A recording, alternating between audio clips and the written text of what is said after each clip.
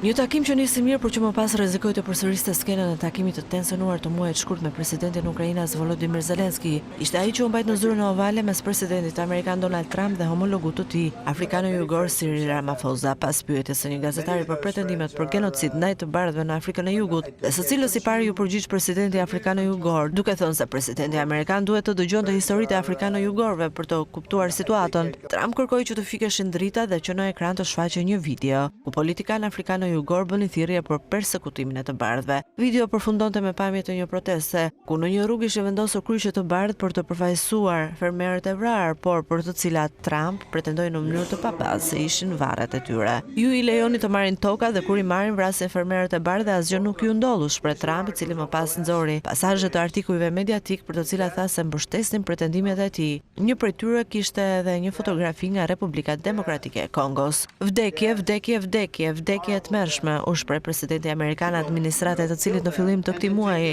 ju dha statusin e refugjatit më shumë se 50 të bardhëve nga Afrika e Jugut. Pavarësisht se u hapit nga lëvizja e Trump, Ramaphosa arriti të ruante qetësinë duke shmangur për shkallëzimin e tensioneve që karakterizoi takimin me Zelenskyn. Jo, u shpreh ai, askush nuk mund të marrë tokën dhe këmbguli se shumica e viktimave nga niveli i lartë i krimit në vendin e tij ishin me ngjyrë, ndërsa politikanët në videon e Trump ishin të opozitës. Me vete Ramaphosa kishte marrë edhe 2 kampion golfi, si dhe ministrin e bujqësisë të 3 të bardhë, që u përpoqën të qetësonin situatën kur Trump ju kërkoi të flisnin. Presidenti afrikano-jugor ndërkohë argumentoi se nëse në vendin e tij do të kishte genocid, të 3 anëtarët e minoritetit të bardhë nuk do të ishin të pranishëm në takimin me Trump. Lideri afrikano-jugor u shpreh më pas për gazetarët se takimi me Trump, që fillimisht u cilësua si mundësi për të rregulluar marrëdhëniet pas pretendimeve të pabaza për genocid nga Trump dhe aleati i tij miliarderi Elon Musk, i lindur në Afrikën e Jugut, ishte një sukses i madh dhe se priste që Trump të merrte pjesë në samitin e G20-s që mbahet në Johannesburg në muajin nëntor, duke theksuar se mendonte se pavarësisht videos, presidenti amerikan nuk besonte plotësisht se në Afrikën e Jugut kishte genocid ndaj të bardhëve.